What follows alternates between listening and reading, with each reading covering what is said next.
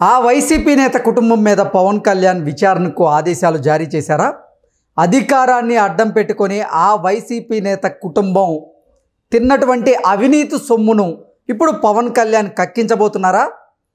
అవినీతికి పాల్పడినందుకు గాను ఆ వైసీపీ నేత కుటుంబం అరెస్ట్ అవ్వడం ఖాయమా అంటే అవును అనేటువంటి సమాధానం ఇస్తున్నారు కొంతమంది రాజకీయ విశ్లేషకులు.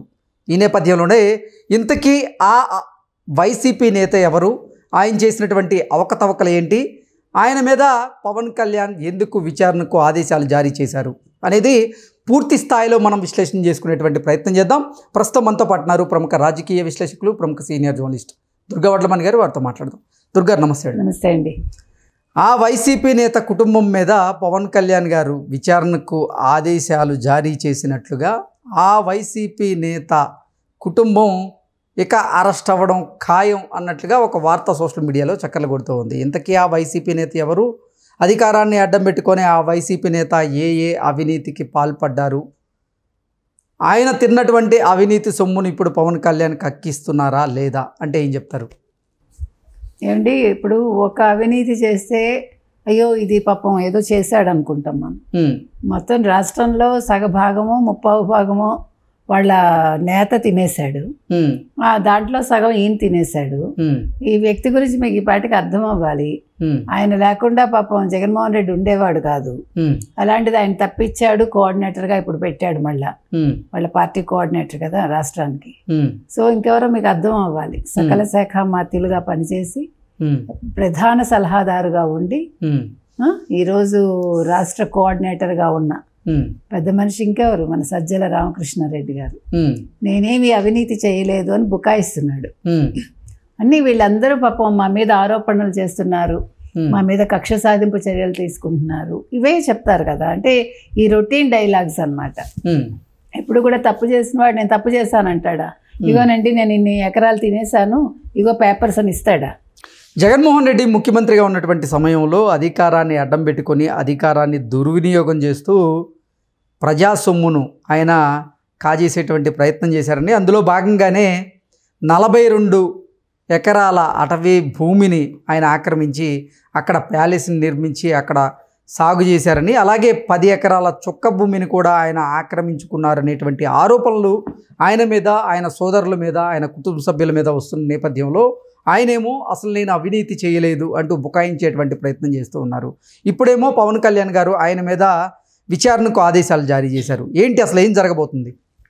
అంటే ఆయన కూడా ఒక సాధారణ జర్నలిస్ట్గా పనిచేసినట్టున్నారు కదా. మనకు తెలిసి ఆయన లైఫ్ స్టార్ట్ అయింది. సరే, మీరు ఎంత ఎత్తుకు ఎదిగినా ఎన్ని కోట్లు సంపాదిస్తారు మామూలుగా అనుకుందాం. సో మరి 42 ఎకరాలు అటవీ భూమిని ఆయన ఆక్రమించి, అంటే ఆయన పేరు మీద పెట్టుకుని ఉండకపోవచ్చు, కుటుంబ సభ్యుల పేరిట ఉన్నట్టుంది అవంతా కూడా. సో మళ్ళీ ఒక 10 ఎకరాలు పేదల భూములు కాజేసి ఒక పెద్ద ప్యాలెస్ కట్టుకున్నాడని తెలుస్తుంది మనకి. ఆయన కూడా అంటే ఒక గెస్ట్ హౌస్ ఏమో, ఎందుకంటే పాప అలసిపోతారు కదా ఈ అవినీతి పనులు చేసి, అప్పుడప్పుడు రెస్ట్ తీసుకోవాలి కదా. జగన్మోహన్ రెడ్డి పీరియడ్లోనే ఇవన్నీ జరిగాయి. జరిగితే అప్పుడు బయటికి రాలేదు. ఇప్పుడు తవ్వే కొద్దీ వస్తున్నాయి కదా ఒక్కొక్కటి. ఇప్పుడు అసలు ఎక్కడ తవ్వాలి, ఎక్కడ ముగించాలి అర్థం కావట్లా. ప్రస్తుతం ఉండే కూటమి ప్రభుత్వానికి మటుకి ఏది అర్థం కావట్లా. ఎందుకంటే తవ్వే కొద్దీ ఎవరికైనా నిధులు బయటపడతాయి, ఇక్కడ అవినీతి బయటపడుతోంది.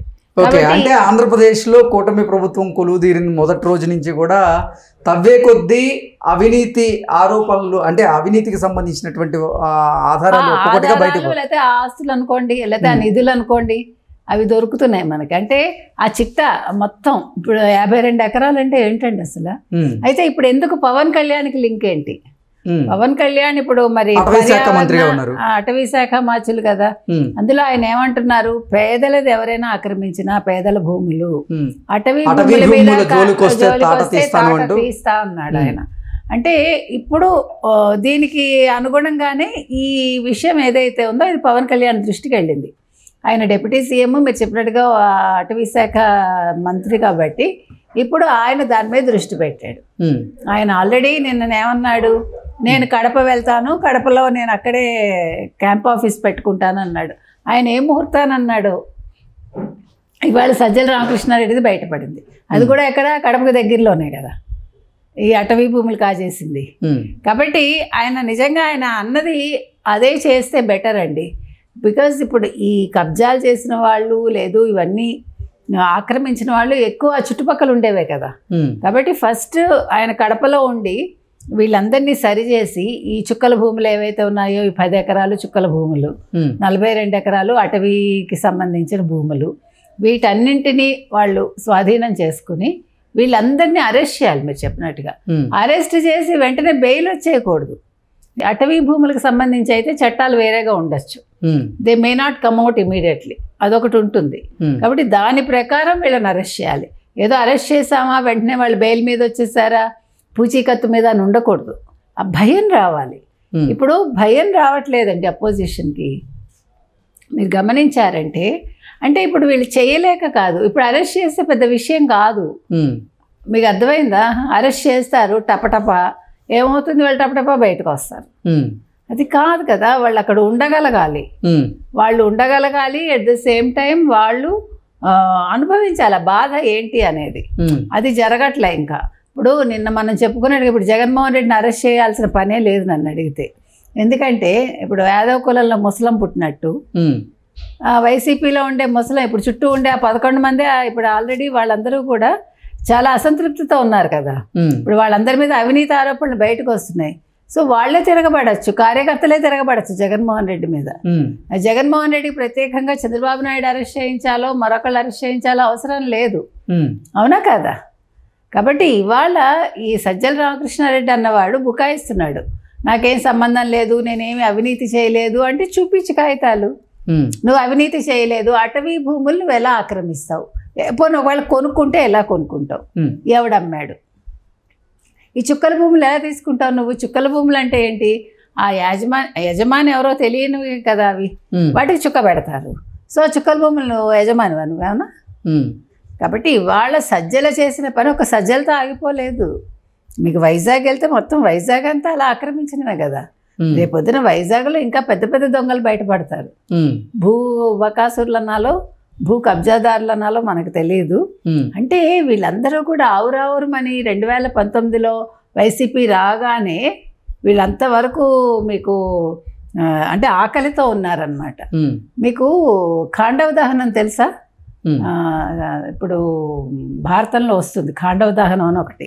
అంటే ఒక బ్రాహ్మడు వస్తాడు, వచ్చి నాకు నేను ఇందులో అంతా కూడా అందులో ఈ ఏమంటారు మూలికలకు సంబంధించిన చెట్లు ఉంటాయి.